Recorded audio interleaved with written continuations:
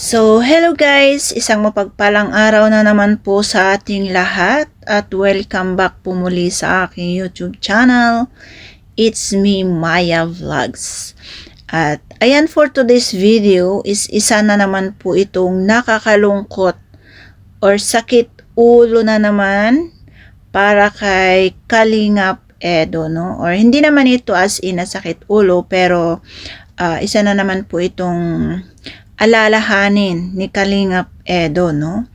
And sa video ito is isa pong kanyang tinutulungan or isa po sa beneficiary niya na naman ang nagka-problema, ano? At kung natatandahan nyo, ito is wala po silang mother, only tatay nila yung tumayong father and mother nila, at nag-iisa po si tatay na nagtataguyod para sa kanila. And then natagpuan po sila ni Kalingap Edo hanggang sila ay natulungan ng natulungan, at sobra si tatay ay napakasipag at nakamabait, masiyahing tatay. Kahit siya po ay isang PWD or may kapansanan po. Hindi naman po siya yung as in na PWD, kaso may pilay lang po si tatay, no? So, ayan, ito po yung nangyari guys, is nawawala po siya. Hindi po siya umuwi after ng school, no? So, mga ilang araw na po, is hindi pa rin po siya umuwi.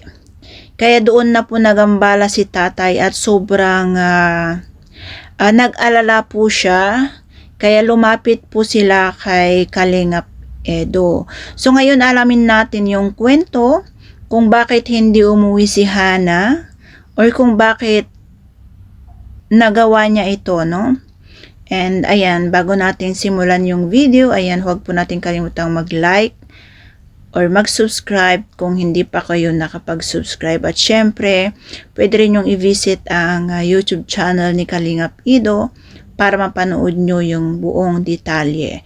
At eto nga guys, alamin natin ang buong kwento kung bakit hindi umuwi si Hana. Balita. Anong balita? Wala po yan ito. Parang nagtutulukuan kami ng mga ano yan. Kamag-anak. Magpasama lang tayo sa pulis. Bakit? Saan ka nagano kanina? Sa barangay? Nagpunta ko doon sa sa gubat. Tapos anong sabi? Umalis daw kagabi. Sinundo ko kagabi alas 9. Wala na doon. Wala na doon. Anak. Parang ano? Kala? Kasi po. Ikaw po yan yun ang Ha? gubat. Pinasok ko yung kagabi. Pumunta ka mismo doon sa lugar ng sa bahay mo. Malayo pala yung kuya doon. Hindi kilala pala yung pinuntahan niya eh. Kahit anong gawin kong hanap, hindi makikilala kasi hindi taga roon. Hindi kilala yung pamilya? Kaibigan niya. Pero yung pamilya nakita mo? Ngayon lang kuya Aids, galit pa yung nanay. Hindi natin siya doon sa barangay. Andun yung gamit ni Kulot. Hindi ko kinuha. Nasa bahay po nila. Oo, hindi ko po kinuha. Ang tanong dyan, bakit nila pinayagan kung nandun yung gamit niya? Mayroon po makipag-usap sa mga kakurang gutang-utak na parang mga walang anak. Bakit po ba ganun ang nangyari? Bakit nagkaganon si Kulot? Ay, hindi ko nga po alam kuya Aido kasi napakiusapan ko yun. Ayusin yung pag-aaral. Kasi minsan lumabas ako kuya Aido, may 5 skip siya. Ayaw ko naman sa lahat na nagpapaaral ako kuya Aido, kita nyo yung mga klase ko. Pinag-warningan ko. Tapos bago kahapon umalis yun, kasi nga may iba na naman nag-chat, sinabihan ko siya, huwag matigas ang ulo kasi yung pag-aaral. Ay, hindi daw pumasok kahapon pala tanghali. Umalis ng bahay, pinalis ko ng 10:30, ay ng 11:30. Kasi ang pasok ng 12:30. Pumasok din ako kuya doon ng school. Ano sabi sa school naman nung Yung mga kaklase lang kuya doon nandun. Anong tawag kahapon, anong oras huling nagpasok kahapon? Hindi daw po nga kuya doon. Buong araw? At di lang naman papasok noon tanghali hanggang alas 7. Eh nagtaka nga po ako kasi alas 8 na, nagluluto ako ng gulay. Wala pa kasi dapat alas 8 darating yun. Kapag luto ko ng gulay, pinano ko dito sa kapatid niya, tatingnan dito sa taas. Tanungin yung kaklase. Ay lumabas pa daw ng 7 o'clock, alas 8 na. Wala pa. Naglabas, ay, ibig sabihin para na nakatambay lang siya. Tambay lang daw sabi ng kaklase.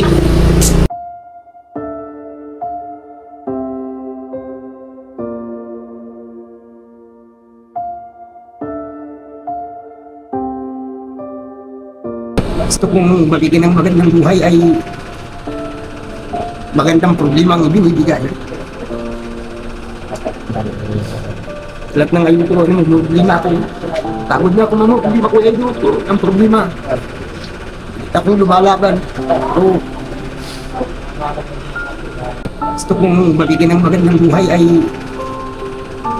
magandang problema ang ibinibigay. Lahat ng ayun ko, may problema ako. Tagod na ako, mamo, hindi ba ko ayun ko ang problema. Akong lumalaban. So, Ano sabi po sa ano, nagpunta kayo sa police station? hindi po Kuya Idok. Ha? Anong sabi sa barangay kanina nung nagpunta po kayo? Police nga daw po, pinablatter niyo. Pinuntahan ko naman po yung kachat niya na nandito na hindi naman nagre-reply. Ang sabi nung tatay, nasa Mercedes daw. Tapos, Kung paano natawagan, kasi wala man yung cellphone, dala sa akin yung cellphone Kuya Idok eh. tatawagan, sino si Kulot? Tatawagan? Yung taga dyan sa ano,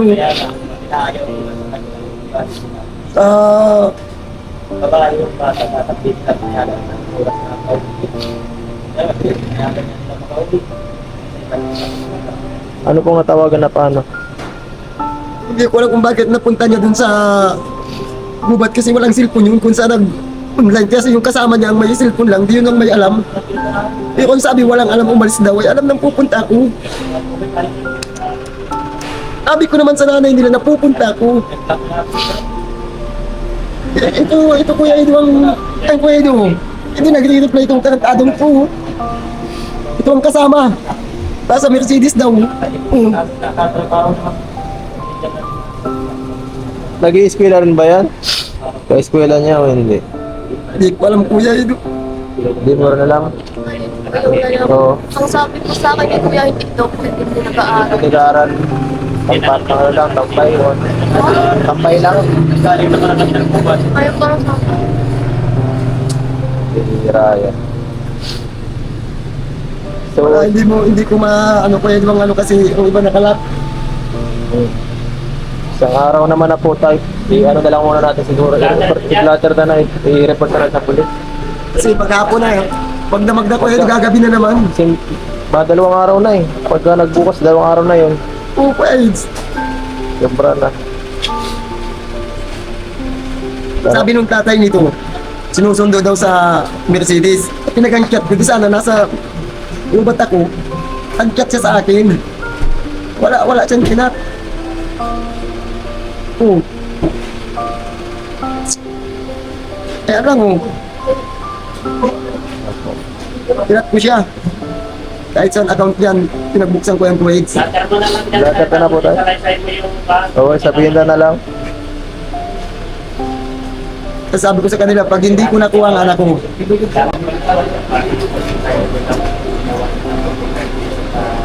wala talaga Kuya Edo, kada haba-haba niyan Sige, kada account Kuya Edo, meron yan. Kaya pinagangalog ko yan. Pero account kayo pa ba na online sa'yo? Purong account. Kaya lang nilagaw? Explain nyo doon kung isalaysay nyo doon. Binablock nung lalaki o ano? Yung lalaki daw. Hindi niya pinagbabasa. Ma-report po kami ngayon sa police dito para ma-action na agad at mahirap yung nangangapak tayo ng walang katulong. At mas maigit kung may police na talagang ma-action kasi para Yun po kasi yung mas tatay, maraming connection. pinuntahan ko na. Ang sabi susunduin, ayun tagal, sabi ko nag-chat ako, dapat siya sa akin kasi sinasagubat ako. Ang mas maganda niyan, yung Dapat papa naman kasama. sana, consider naman sana Dapat Kuya Edo. isama siya, no? Dapat may anak pala siya, dapat pinatawagan niya. Ay hindi daw sinabihan. Eh parang hindi magandang ibig nilang sabihin. May komunikasyon pala kayo. Bakit pinayagan nila na umalis ng gabi na walang kasama yung bata? Ayun nga po, tapos ngayon, nasa Mercedes na. Mercedes? Nasa Mercedes daw po si Annalyn. Saka dapat pati kung dapat Tapos dapat pinuntang isama ko- yun, Dapat Pinuntang ko yung isama tatay nung pag ma-report. nasabi. Ay nagagawa ng bahay doon sa Kamambugan. dapat kasama rin siguro yun pag ganyan. Kasi siyempre, court cooperation kasi kasama siya sa dawit siya eh. Oh, Yung anak niya eh, dawit yung anak ko. I-report nyo Kasi dapat yung tatay, alam niya nang nagsabi na pala yung anak niya nandun, dapat pinasikaso niya. Kaya nga, Hindi yung nakadalawang balik kami kasi nung nakatid muna yung gubat, nagantay pa kami ng kagawad. tara tayo, ano natin, report na natin. Isay mo yung lahat doon, yung pati yung Kuya Eds, makuha ko yun ngayong gabi, hindi. lahat ng Ito pong balita. Kasi mamaya sinasabi sa lolo nila kasi ako lang talagang gutong gumawa kahit yung sakitan niya. Kahit nandun kayo ng umaga, panitingit, bakit siya to? Ay, hindi rin po alam nila na baka mga Kasi po, iba na yung chat mo, kasi pag nalaman yun, anong tanong mo kung anong pala po nagagalit. Kuha rin tayo, akala ko man eh. Napaganda na ang buhay. Ano, natubos yung tingnan pala, babaksak ang bagay sa buti. Hingat mangarap, tapos babalik ko sa wala.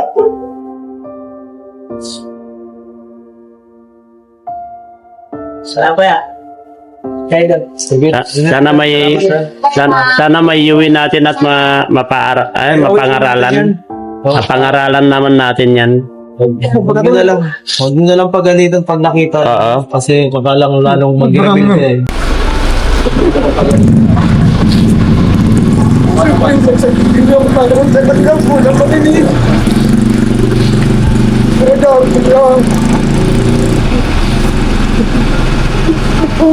Sana.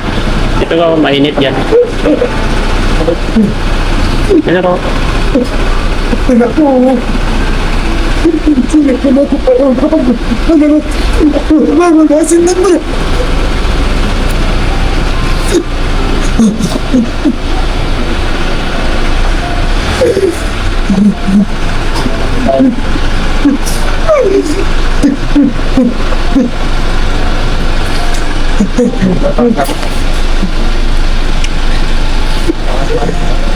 Baka mamaya.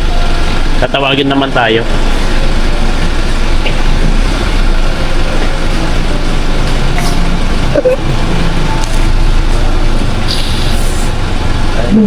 Relax lang. At least na-report na natin tayo. At least may iuwi natin yan si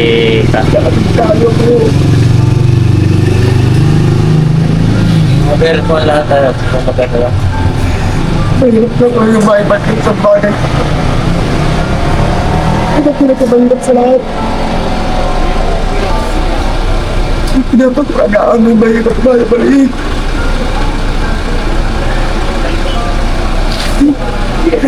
Bagay dapat ng bagay panagang gusto ko pagkabalik yung mahirap na hindi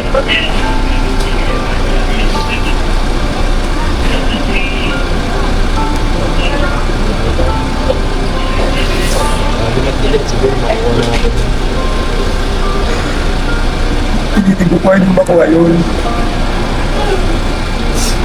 Kung sa mabuti, kung gusto sa masama, kung kailan ako pwede sa masama, ayos lang.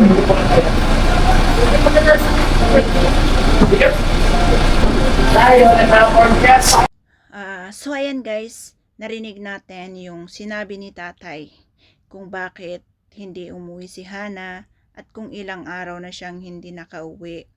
At sobrang nalungkot si tatay. Kung nakita nyo, si tatay sobrang naiiyak na rin siya, hindi na rin niya alam kung ano yung gagawin niya. Although, eto nga, ay dahilan kung bakit hindi umuwi si Hana is siya po ay napagalitan at na-confiscate po yung phone niya. Ayan nga is, ayan, kasi may nalaman na si tatay na meron po siyang ka-textmate. So, ayan po yung dahilan kung bakit kinuha ni tatay yung kanyang phone, di ba? Kung narinig nyo yung salaysay ni tatay. So, ayan po yung napakalaking problema sa ngayon kasi ang mga bata ngayon, pag sila ay pinagalitan mo na ngayon, ikaw na yung maging masama at ang ano nila doon is hindi na nila pinapakinggan. Ang kapalit ng pagpagalit mo sa kanila is sila na ay magre-rebelde, no? Parang ano na ngayon, baliktad na ngayon, parang magulang na ang mag-a-adjust sa mga anak sa ngayon. Kasi grabe ang mga bata ngayon, no? Pero sana naman po si Hana is kahit ganun yung nangyari, sa sobrang nag-alala po sila is nagparamdam naman po siya, no? At kung napansin nyo si tatay is nanginginig na siya or naiiyak na talaga siya kasi grabe po yung sakripisyo ni tatay sa kanila mula pagkabata nung sila'y iniwan ng kanilang nanay. Ay grabe, si tatay lang talaga ang nagtaguyod sa kanila hanggang sila ay nadatnan ni Kalingap Edo. At eto nga, okay na yung buhay nila ngayon kasi marami na rin nagkakagustong mga sponsor sa kanila, kaya maraming tulong din ang kanilang natatanggap or maraming biyaya din po yung kanilang natatanggap. Hanggang sa ngayon is tinutulungan pa rin sila ni Kalingap Edo. At ayun na nga is nakapag-report naman po sila sa police station sa ngayon. And ayun nga yung kung naano nyo yung so ayun, nakapag-report naman po sila sa police station sa ngayon. And atin pong abangan ang next na update kung matatagpuan nila si Hana kasi nag-blatter na po sila or nag-report na po sila sa police kasi may 24 hours na nga po na nawawala si Hana. And meron na rin po silang clue kung nasaan nga si Hana kasi nga yung kachat niya is nakachat ni tatay pero dumating na yung point na hindi na siya nagre-reply. Kaya alam na nila kung nasaan siya pero ayun nga pag pinupuntahan nila yung bahay is wala daw. Kaya eto abangan natin yung ang part 2 kung matatagpuan nga ba nila si Hana o hindi, no? So ayan, maraming salamat po at thank you sa walang sawang pagsubaybay or pagsuporta sa aking upload at syempre sa mga patuloy na sumusuporta po sa Team Kalingap. Ayan, maraming salamat po sa mga sponsor at mga solid na viewers ng Team Kalingap. So ayan, bye-bye and God bless.